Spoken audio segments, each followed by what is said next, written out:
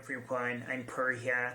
I'm an English teacher. I have 1 year of experience teaching English. Some of the course books I've taught include American English Hall, Top Notch, and World English. I've taught some of her books, including Connect, Strategic Reading, and Tactics for Listening. And as far as the questions happen to be concerned, I'll start with the questions in section A. Let me see question number 1. What is necessary for an ESL student to sound native-like, and how did you help him or her achieve this? Well, usually I suggest my students watch English material as much as possible because in order for a student to be able to develop a native-like accent, he has to watch English, TV shows, movies, series, and etc. a lot. I mean, this is definitely going to take some time, a lot of time and effort, but if, the student really wants to achieve such a thing, I think it's going to be worth going for. So I usually really do such a thing. I always suggest my students to watch as many shows as possible. And let's go to the next question from section A. Let's see. What are the advantages and disadvantages of a textbook, and how do you maximize teaching efficacy through resource selection? Okay. Well, as a teacher, I know, teaching through a textbook has many advantages. I mean, instead of planning every single lesson and every detail of the lesson on your own, you're going to actually have a sort of a complete done-for-you lesson in advance. I mean, you can spend more time on how you can actually, make the students achieve a certain goal rather than planning the lessons themselves. I mean, this is a pretty good thing, but when, pitfall happens to be, but it forces you to act in a certain way. I mean, that could be considered, one of the disadvantages of teaching from a course book, and usually the material in the course books happen to be boring. I mean, students get bored of them, so sometimes you just have to try to deviate from, the original material. That is where actually resource selection comes in, because you can actually come up with activities and supplementary activities which happen not to deviate completely from the main lesson, but happen to be more fun for the students, like games and other activities that the students could do in small groups or even as a whole class. And that's actually one of the rules of resource selection, and I think, it's pretty important for a teacher to be open to using material other than, the stuff which has been provided to him by the textbook. Okay, let's go to section B. Let's say a student gets up and walks away from the screen for 5 minutes in the middle of the lesson. How would you react when he or she returns? Well, the thing is, first of all, I'll act really surprised. I'll even exaggerate the degree of surpriseness I have in order for the student to understand that he's done something unusual. He actually has to understand it.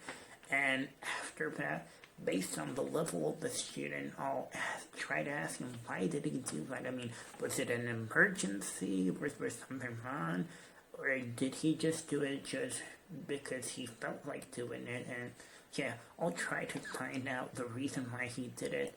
And then, if the student is at a level which he could understand me, I'll try to tell him that it wasn't really that much of a good idea. I mean, he's paid for the lessons in advance, so it's actually a good idea for him to stick to, to be present in the whole lesson, because he actually, or she has to take responsibility for his own learning. I mean, I as a teacher could only help a student, learn new stuff, but it's the student himself who has to take responsibility for his own learning, so I would try to, convey such messages to him, but of course, the level of the student plays a great role as well. I mean, in the case of a beginner, I'll just try to act surprised. I mean, the act of looking surprised is going to convey some messages. I mean, it's going to make him understand that, well, he did something unordinary. I mean, without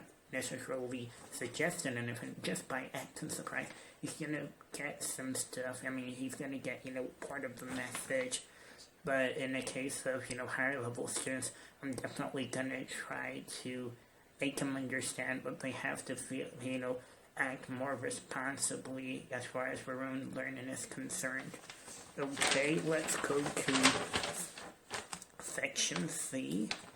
What are the 3 personality traits you have that you feel will contribute to your role in a tutoring position? Well, first of all, I'm a kind person. I'm a kind teacher as well. I mean, most of my students suggest, well, boy, teacher, you're a really kind teacher. I mean, you're always kind, and you're always, easy going on with students, and nothing really makes you mad, and nothing really upsets you. You're always happy and kind. I personally happen to be proud of such a, compliment, such a suggestion from my students, because I strive to be a kind teacher, and it is one of the greatest, qualities human beings could have, being kind. I'm a really kind teacher, and the other quality I have, the other personality trait I happen to possess is I'm an interesting person. I mean, most of my students also, point that out. I mean, I once had a student who was complaining about being stuck with a lower, class level. He said he deserved to be at a greater level, but he said there was one, benefit from, being stuck with my class. It made him meet me, and I was a really interesting teacher. He had never had a teacher like me, and I personally loved, the compliment he gave me. I mean, so far it has been the greatest compliment I've ever had. He said, boy, you are a really interesting teacher, and it made me feel so proud of myself as a teacher.